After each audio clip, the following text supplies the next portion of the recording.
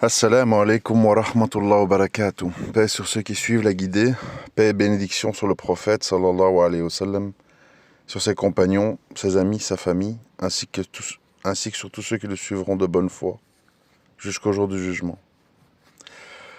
Je sais que certains d'entre vous se disent, c'est vrai, quand je vois un peu les 3 dernières semaines, il y a beaucoup de vidéos qui traitent du vote, de la politique, et certains d'entre vous se demandent en fait pourquoi je m'acharne, c'est bon, on a compris, etc. Et en fait, je m'acharne parce que, selon moi, ce sujet étant lié au shirk, à l'association, c'est d'une gravité extrême. Et j'insiste surtout pourquoi ? Parce que je vois qu'il y a beaucoup de frères qui ont un certain niveau de science qui ne voient pas et ne comprennent pas. Et donc, ça veut dire, je me dis, en fait, là, il y a un problème parce que, pourquoi ? Moi, je suis prêt à prendre la responsabilité devant Allah, je vous dis la vérité. Je suis prêt à prendre la responsabilité devant Allah à tel point que je suis convaincu de ce que je pense sur ce sujet-là. Je ne suis pas un doctorant d'arabe, je ne suis pas un spécialiste en chaîne de transmission, de Médine, etc. Pas du tout. Mais sur ce sujet de la politique, du fonctionnement de la politique en Occident, etc., franchement, j'ai vraiment l'impression qu'il y a des énormes lacunes chez les musulmans, même instruits. Il y a un très gros problème. Le problème, je l'ai déjà dit, c'est que nous partons du postulat que les gens sont honnêtes. Ça, c'est le problème. Je viens ici d'écouter, je mettrai en commentaire si vous voulez, hein. Je viens encore d'écouter une interview de Michel Onfray sur une chaîne qui s'appelle Mosaïque. Et eux-mêmes, ils ont compris, en fait. Ils disent, clairement, il a un discours pro-palestinien, il met Rima Hassan en avant, parce qu'il a besoin de 400 000 voix. Il n'en a strictement rien à faire. S'il devait gagner ou avoir des postes, ça passerait à la trappe, ce sujet. De toute façon, la France peut absolument rien faire par rapport à Netanyahou, ce qui se passe à Gaza, etc. Donc bon, c'est de la pure démagogie. Tout ce qu'il dit au niveau des musulmans, de la Palestine, du voile, c'est de la pure propagande électorale. Et ce qui est insultant pour nous les musulmans, c'est que nous, on est prêts à s'embarquer dans un truc douteux, dans lequel certains disent que c'est de l'association, pour un montage marketing. Ça, c'est inquiétant. Ça, c'est inquiétant parce que ça veut dire qu'on est prêt à vendre notre religion à bas prix. C'est-à-dire pour rien. Parce que, encore maintenant, je me tue à répéter, hein, je sais que je me répète, mais tant pis. Encore maintenant, on sait que le LFI est dilué dans le Front populaire de gauche. Dilué. Et le Front populaire de gauche va être dilué dans Renaissance de Macron, puisqu'ils vont s'unir pour les élections dimanche. Ça veut dire qu'en fait, ils n'auront absolument rien à dire, et que de toute façon, même si ils avaient du poids, ils n'en pensent absolument rien de tout ça. C'est de la pure démagogie.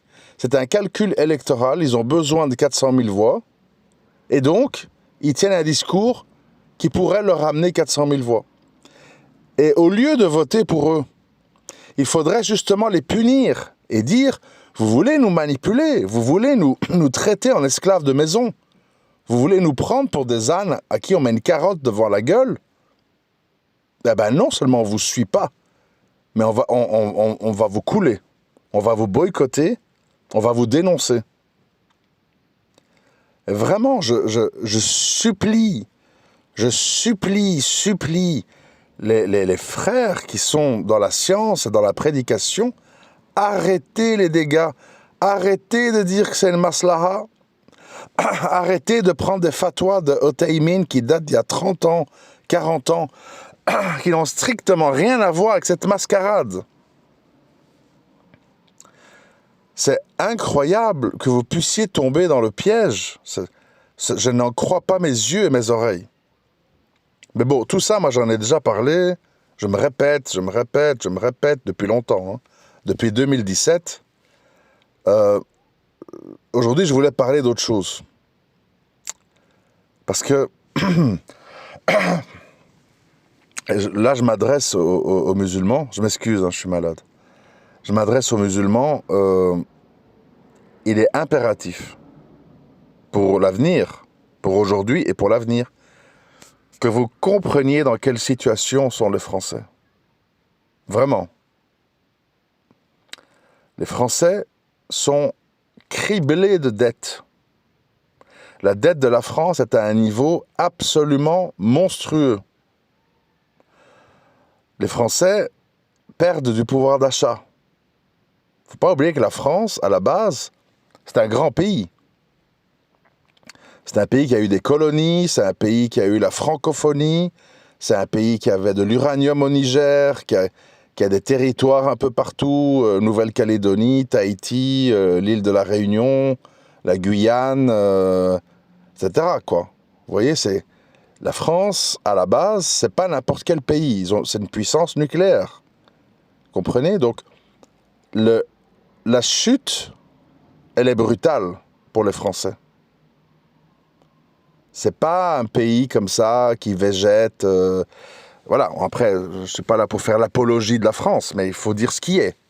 La France, c'est un pays qui a une culture, qui a une histoire, qui a une aura mondiale. C'est la langue de la diplomatie, enfin, plein de choses. Le problème, c'est que ce pays est pris en otage par des mondialistes qui veulent tout dynamiter et qui n'en ont strictement rien à faire. Et ça, on l'a vu dès l'investiture de Macron. Il s'est empressé, en fait, de faire toutes sortes de choses. Il a fait venir des bandes de transsexuels à l'Élysée qui ont fait des spectacles de danse. Il fait n'importe quoi en politique étrangère. On va envoyer des troupes en Ukraine. Il dit des trucs à Poutine. Il fait n'importe quoi, en fait. Et ils expulsent des imams et des prédicateurs pour faire le buzz avec Darmanin sur Twitter. Et puis, d'un autre côté, ils font rentrer 400 000 illégaux et toujours plus de violence, de délinquance. Bon, moi, ce que je veux, en fait, c'est que vous, les musulmans,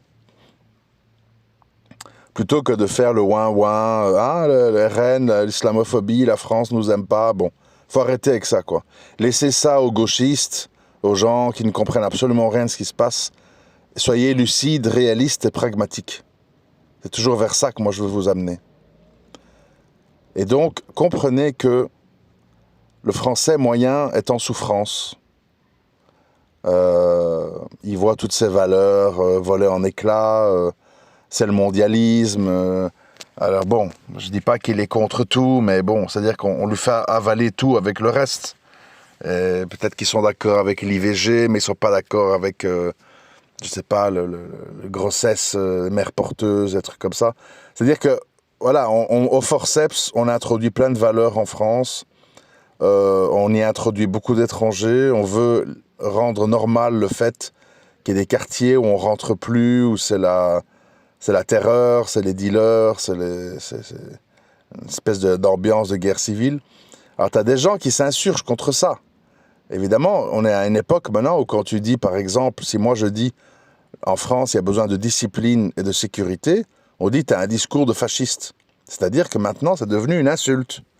Tu dois accepter le chaos, le métissage, la délinquance, l'aliénation de tout. Tu vois, je veux dire, là, les gens maintenant, ils sont occupés à parler des Jeux Olympiques. Jeux Olympiques dans un pays qui est déchiré, en fait. Mais ce qui compte, c'est l'amusement, les passions, voilà, le sport.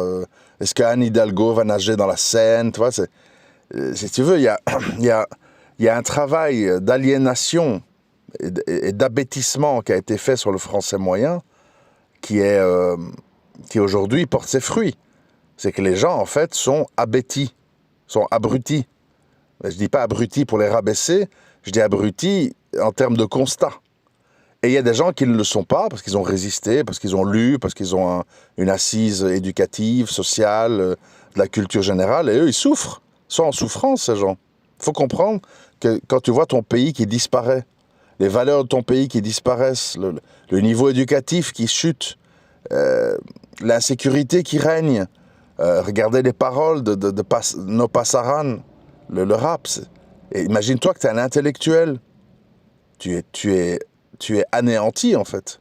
Les bras t'en tombent. On fera monter la cam par Marbella, Barella, t'inquiète pas, enfin, on sort nos gros calibres et on va truc ta mère. C'est la France, je veux dire, la France vient quand même d'un niveau, faut savoir c'est quoi, Victor Hugo, Lamartine, La Rochefoucauld, la France, c'est pas un pays de, comment je veux dire, d'imbéciles ou de nouveaux riches. C'est un pays où il y a toute une constitution idéologique, intellectuelle forte, qu'on aime, qu'on n'aime pas, autre débat. Tout ça pour dire que nous, les musulmans, bien sûr qu'on sait que la plupart d'entre nous, on n'est pas dans la délinquance, on n'est pas dans la vulgarité, on n'a rien à voir avec tout ce que les immigrés font, etc. On le sait, entre nous. Mais le problème, mettez-vous, plutôt que pleurnicher, mettez-vous à la place du Français moyen. Il est dynamité, le gars. Il est mal payé dans son boulot, il prend des antidépresseurs. À chaque élection, ils votent FN, RN, à chaque fois, ils font des coalitions pour rester entre eux. Et ils n'en peuvent plus, en fait. Et c'est vrai que malheureusement, quand une personne est blessée, quand une personne est humiliée, quand une personne est traumatisée, tu ne peux pas avoir un dialogue équilibré avec elle. Elle est en état de choc. Donc évidemment, t'auras beau venir, oui mais l'islam c'est pas ça, oui mais l'islam c'est les valeurs, oui mais l'islam c'est... Ces gens-là sont traumatisés. Je veux dire, moi je suis abonné à certains de leurs comptes, je viens écouter parfois leur space. Ces gens sont traumatisés. Ils se sentent encerclés par plein de choses. Les étrangers, la délinquance, l'islamisme, le mondialisme, la perte des valeurs, la diffusion, la propagation de tout ce qui est lié au transgenrisme et compagnie, quoi. Ils ne sont pas d'accord avec tout ça. Ils souffrent qu'on veut mettre des drag queens dans l'école de leurs enfants pour raconter des histoires et éducation sexuelle. Mais ils ne savent pas quoi faire. Parce que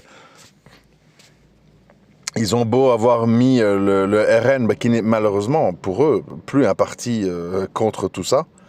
Parce que justement, le RN, en prévision de monter au pouvoir, ils ont accepté tout ça, quoi. L'IVG, l'Europe, l'homosexualité, bon. Donc ils vont tomber de haut, mais bon, ça c'est un autre débat. C'est pour ça que je dis qu'il ne faut pas voter, etc., etc. Parce qu'évidemment, c'est une farce. Parce que tu ne peux pas monter en politique si tu n'acceptes pas certaines valeurs de base, qui sont, de nos jours, vaccin, Ukraine, homosexualité, lutte contre l'antisémitisme, dénonciation de l'islamisme. Tu ne peux pas monter si tu fais pas de ces valeurs-là des choses indiscutables. Donc nous sommes dans une espèce de dictature douce, c'est-à-dire que, voilà, on n'est pas en Chine où on vient te chercher, on te jette dans des camps quand tu dis un truc de travers. On est dans un truc où si tu dis pas ce que la doxa dit sur ces questions-là, tu seras mis de côté, mal vu, stigmatisé, écarté, et donc tu meurs, médiatiquement parlant, politiquement parlant. Donc pour exister, il faut céder sur tout ça. D'où l'utopie de tous ces partis, union des démocrates musulmans, parce que, en Belgique ou en France, peu importe, parce que tu es automatiquement hors jeu, parce que tu ne souscris pas à des valeurs qui ne sont plus négociables. C'est tous des sujets qu'il faut bien comprendre et qui sont faciles à comprendre. Tu ne peux pas monter en politique si tu ne souscris pas à des valeurs de base qui ne sont pas négociables. C'est facile à comprendre, hein? Alors quand je vois des frères de science, oui, mes trucs, maslaha, peut-être, le moindre mal, on va gagner 6 mois, je sais pas quoi. On est vraiment... C'est honteux, quoi. C'est honteux. Imaginez-vous le spectacle. Imaginez-vous, je suis un électeur catholique, français, voilà. Et je vois les musulmans qui vont se presser le dimanche pour voter pour Mélenchon. Je me dis, mais attends, j'ai un bug là. Mélenchon, c'est un franc-maçon, c'est un athée. Il défend les valeurs LGBT transgenres. Il l'a dit jusqu'en Sénégal, où les gens se sont offusqués. Mélenchon, c'est le féminisme. C'est la lutte contre le patriarcat. C'est le communisme. C'est les impositions très élevées sur tout l'entrepreneuriat. Et c'est quelqu'un qui soutient le PKK. C'est quelqu'un qui dit qu'Erdogan est un fasciste, islamiste. C'est quelqu'un qui, il n'y a pas longtemps, allait sur les plateaux télé et disait, petit à petit, nous allons expliquer aux femmes que c'est une oppression d'avoir ce torchon sur leur tête. Les documents sont là. Et les musulmans vont voter pour lui. Pourquoi? Il a dit, vive la Palestine libre, il faut reconnaître un État, le Hamas c'est de la résistance, Rima Hassan et vive Palestine.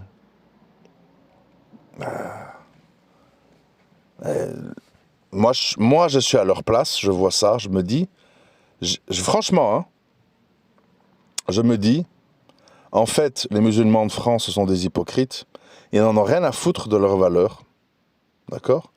En fait, eux, tout ce qui compte, c'est leur tribu, là-bas, en Palestine, les Arabes, etc.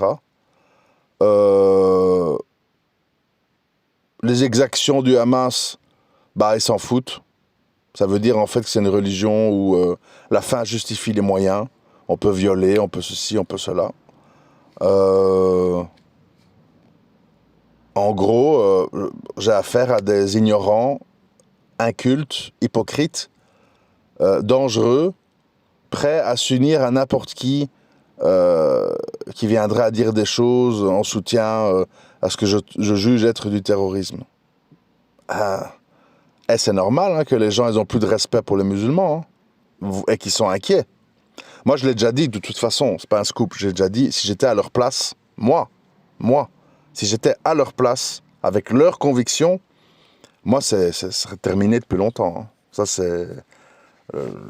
j'arrête l'expérience il y a longtemps, en fait. Mais bon, je sais pas. Est-ce que c'est une rahma d'Allah qui fait que... Là, moi, j'ai peur que dimanche, je vous dis la vérité, j'ai peur que dimanche, ils se fassent de nouveau arnaquer, en fait. On va se retrouver avec le RN à 200 sièges. Et alors, tu vas avoir tous les gens de Mélenchon qui auront voté pour Macron, tous les vents de Macron qui seront désistés pour Mélenchon. Et à deux, ils vont terminer avec 240, 250 sièges. Et on se retrouve devant un RN dilué, alors qu'en fait, c'est le premier parti de France.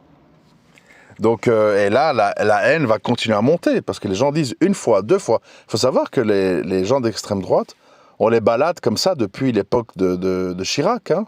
C'est les années 2000, ça fait 25 ans. Hein. Ils montent, et ils ont des miettes. Et la situation se dégrade, la dette s'aggrave, la sécurité s'aggrave. Les gens, ils en ont marre, quoi. Et malheureusement, ben, les musulmans, on va prendre pour tout le reste. Parce que sur le reste, ils savent rien faire, en fait. Van der Leyen à Bruxelles, ben, ils savent rien faire. Les lois européennes, ils savent rien faire. Les manigances de BlackRock, les fonds de pension américains, ils peuvent rien faire. Ils subissent. Ben Macron, il est le président, donc ils peuvent rien faire. Et donc il reste qui? Ben, il reste les musulmans, en fait. Par défaut. Donc le musulman, c'est un peu le fusible sur lequel on se décharge, quoi. On décharge tous ces ressentiments, toutes ces frustrations. Mais vous, il est important que vous compreniez qu'en fait, ce n'est pas uniquement une affaire d'islam, c'est une affaire beaucoup plus grave et profonde. Le français, d'un certain niveau intellectuel, d'un certain âge, il voit disparaître un monde au profit d'un monde dégueulasse, quoi. où il n'y a que de la vulgarité, de la malbouffe, de l'américanisation de tout. C'est un choc très, très, très violent pour toute la sphère de droite et d'extrême droite. C'est la vieille France qui disparaît.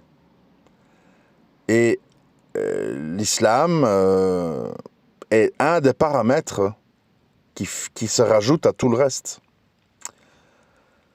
Alors, bon, que faire? Ça, c'est des constats. Que faire? C'est compliqué. Parce que, je le répète, tu ne peux pas raisonner quelqu'un qui est traumatisé. Ces Français-là, en tout cas, sont traumatisés. Et je ne vois pas comment tu peux commencer à instaurer des dialogues. Oui mais non, non mais oui, les islamo-racailles, en fait, c'est des racailles, c'est pas des islamos. Puis on va vous sortir des versets. Ouais, mais regardez dans le Coran, il y a marqué frappez-les. Oui, mais non, parce que dans le tafsir, on explique. C'est pas le moment, en fait. C'est pas possible. C'est pour ça que, franchement, pour des raisons sociologiques, économiques, enfin plein de raisons, soit vous pouvez partir, et vous partez. Bon, la terre est vaste. J'ai envie de dire, t'as des non-musulmans, ils partent en Patagonie, ils partent ouvrir un restaurant au Pérou, je sais pas, la terre elle est vaste. Soit vous pouvez partir, soit il va falloir comprendre que en France, ils sont plus en position d'entendre des revendications. On veut ci, on veut ça, on veut des docteurs hommes pour les hommes, des docteurs femmes pour les femmes, les cantines halal, et ceci et cela. Bon, c'est plus possible en fait de commencer à exiger des choses à un peuple traumatisé qui voit que tout disparaît. Parce que quand ils disent grand remplacement, en fait, ils ont raison. Ils ont raison, mais ils ne comprennent pas qu'ils sont co-responsables. Ils pensent que c'est uniquement la politique et les étrangers, etc. Il y a effectivement un grand remplacement qui s'opère. Pourquoi? Parce qu'il y a des étrangers qui rentrent chaque année, qui se naturalisent, etc. Il y a le fait qu'ils font peu d'enfants. Et quand ils ont des enfants, ils peuvent se retrouver souvent avec des féministes, des lesbiennes, des homos, des transgenres, des célibataires endurcis, ce qu'on appelle des tanguis, qui se marient tardivement et qui ont un enfant, deux très rarement. Et donc oui, il y a un grand remplacement. Il y a un grand remplacement.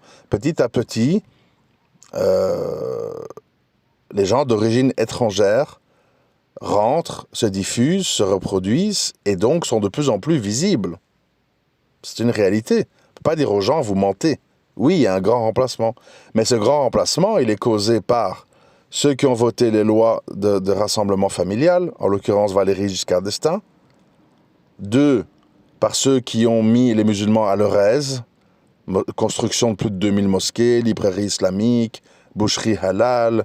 Voilà, ça a été décidé par des politiques, par des maires, par des ministres. Et puis, maintenant, il y a aussi la responsabilité du peuple. Le peuple s'est mis à faire moins d'enfants, s'est mis à avorter, s'est mis à prendre la pilule, s'est mis à faire de très longues études, et les gens, voilà, soit ne se marient pas, soit sont homos, soit ils ont un enfant. Et donc, il y a un grand remplacement. Ils ne mentent pas quand ils disent ça. Mais le problème, qu'est-ce qu'on peut y faire? Moi, je leur dis chaque fois, faites des gosses. À un moment donné, tu ne peux pas dire aux gens, je vais m'effacer parce que tu t'effaces. Moi, je continue à vivre.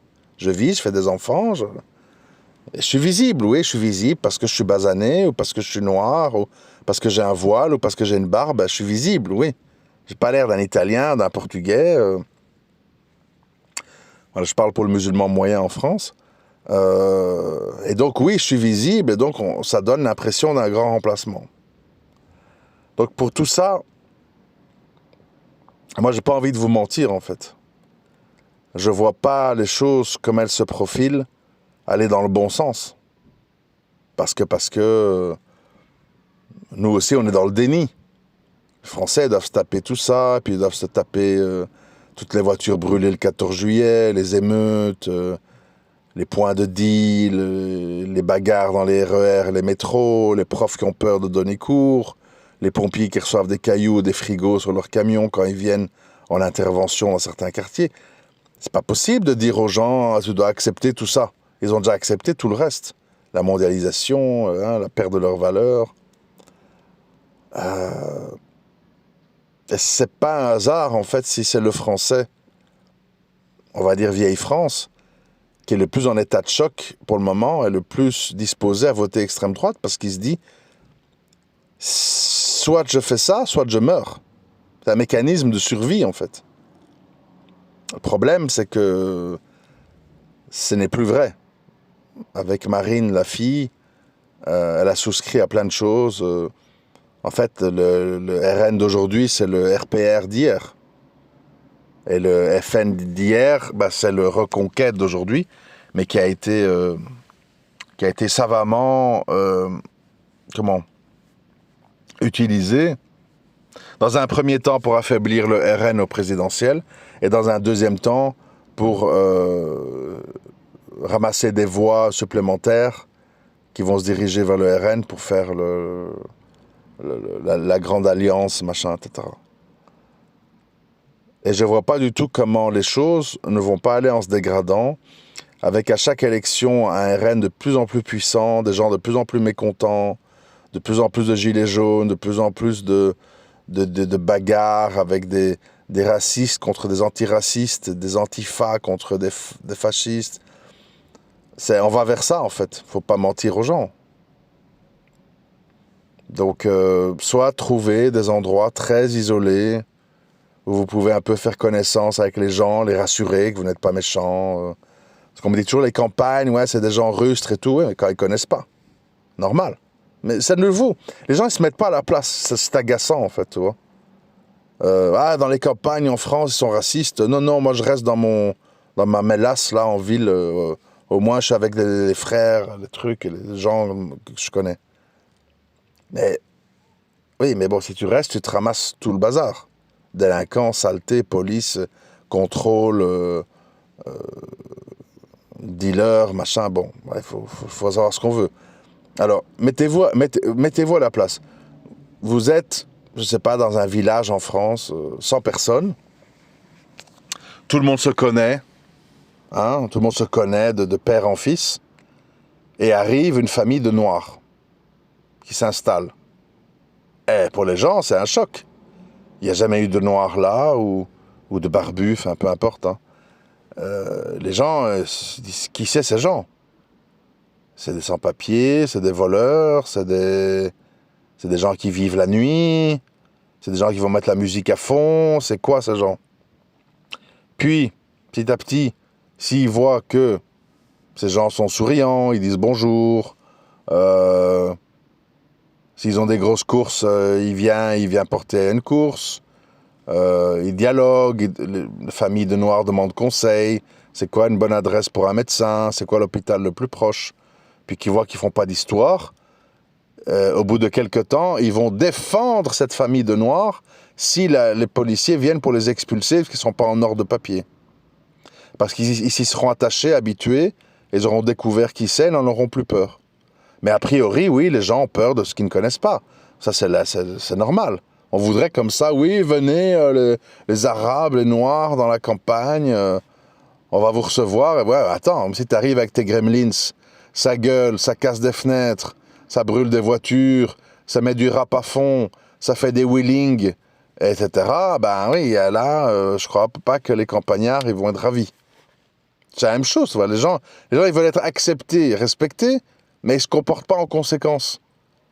Ou, si on parle de religieux, ils vont être là, font des regards noirs de loin, les femmes avec des djilbabs ou des niqabs, au lieu d'être habillées, voilà, pudiques, mais pour pas attirer l'attention. Pas d'interaction avec les autres. Et les gens s'enferment derrière leur grille. Je suis chez moi. Là, c'est normal que l'ambiance sera mauvaise. Dans la vie, on récolte ce qu'on sème. C'est simple. Donc, je sais pas. Il y a beaucoup de logique dans tout ça, hein. C'est de la logique pure. Mais là, avec les élections et tout le tralala de Mélenchon et le RN qui sera mis de côté, je ne sais pas ce qu'ils vont encore trafiquer. Malheureusement, l'amertume chez ces gens-là sera encore plus forte. L'inquiétude sera encore plus forte. Et je ne vois pas un autre schéma où les musulmans payent les conséquences, malheureusement. Si les musulmans étaient intelligents, d'abord ils ne participeraient pas à ces foutues élections, mais en plus ils souhaiteraient que tous ces partis qui utilisent les immigrés pour exister disparaissent. Et ils voteraient pour un parti sécuritaire, où il y a de la discipline, et où ils disent, bah oui, moi je veux ça aussi. Je veux pas de voleurs, je veux pas de dealers, je veux pas de braqueurs. Moi aussi, en tant qu'Africain, en tant que musulman, en tant qu'Arabe, j'aime pas la délinquance. J'aime pas les dealers, j'aime pas les raquettes, j'aime pas les viols, j'aime pas les gens qui sont dans l'imposition religieuse aux autres, ou qui se plaignent tout le temps. Ah, les horaires de piscine, mix, machin, truc, il faut ci, il faut ça. Ah, il y a même pas ça dans les pays où les musulmans sont majoritaires. C'est la foire, enfin, laisse tomber. Donc, faut du bon sens, faut arrêter de se plaindre, faut voir la réalité en face, et il faut réfléchir à ce qu'on est prêt à endurer ou à négocier pour pouvoir continuer à vivre en France. Parce que malheureusement, pas uniquement à cause de nous, mais à cause de ceux qui nous ressemblent, et aussi à cause de ceux qui sont occupés à mondialiser la France de force, il y a toute une frange de la population qui s'y retrouve pas. Et ceux-là veulent que tout ça s'arrête, et ils vont être de plus en plus prêts à tout. Je suis obligé de vous dire la réalité telle qu'elle. Moi, je ne crois pas du tout dans l'histoire que le français moyen est raciste, qu'il n'aime pas un truc. Oui, les gens ont des goûts, ils ont des convictions. Mais surtout, les gens, quand ils ne connaissent pas, ils ont peur. Surtout quand ils voient ce que ça produit en général, dans les banlieues, etc. Mais je pense qu'en fait, simplement, le français moyen, il est assailli de dettes, de désillusions, de plein de choses, en fait. Et le musulman est un peu dans le lot des désillusions. Et c'est comme ça. La nature humaine, elle est faite comme ça. Il faut faire avec. Voilà. N'oubliez pas, s'il vous plaît, essayez d'expliquer aux gens l'imposture des élections. N'allez pas vous humilier dimanche. S'il vous plaît, n'allez pas vous humilier dimanche. Vous n'avez absolument rien à attendre de Mélenchon. Je le répète, il sera dilué dans le front populaire de gauche, dans lequel il y a Glucksmann, un juif pro-ukrainien, pro-israélien, anti-Hamas, qui eux-mêmes seront dilués dans Renaissance de Macron. C'est du temps perdu, c'est des manœuvres électorales. C'est indigne de notre religion que de participer à tout ça. S'il vous plaît, ne lâchez pas prise, ne vous sentez pas isolé, ne vous laissez pas humilier. Expliquez. Quitte à passer pour un fou, tant pis, ou on va vous accuser d'être d'extrême droite ou d'être juif. Il y a un frère, il a fait écouter mes audios sur le vote, son père a dit c'est un juif. Bon. Voilà, parce que les gens sont ignorants. Et comme ils sont ignorants de leur ignorance, en fait, ils se trompent surtout. Ils comprennent rien, en fait. Ils comprennent rien. C'est comme l'âne et la carotte. Ils avancent avec la carotte. Voilà. Mélenchon, maslaha pour les musulmans. La carotte, on avance. Ya Allah aide-nous. Assalamu alaikum wa rahmatullahi wa barakatuh.